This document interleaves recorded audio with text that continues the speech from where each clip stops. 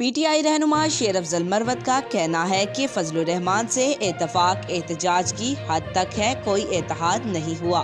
तफसीलात के मुताबिक पीटीआई रहनुमा शेर अफजल मरवत ने इलेक्शन कमीशन में मीडिया से गुफ्तगू करते हुए कहा कि हम कल एक सियासी जमात के पास गए थे, वो कोई गैर मुल्की नहीं। मौलाना फजलुर रहमान ने 2 दिन पहले धांधली की मजम्मत की है।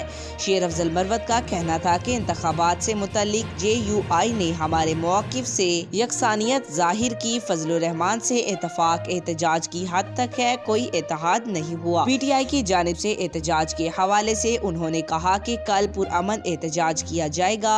कल इस्लामाबाद में होने वाले एहतजाज की क़यादत खुद करूंगा। वज़ारत उज़्मा के लिए नामजद उम्मीदवार से मुतल्लिक रहनुमा पीटीआई ने कहा था कि उमर अयूब को लीडर ऑफ दी हाउस नामजद किया है, हर जुमात से वोट मांगेगी। आज तक के लिए इतना ही।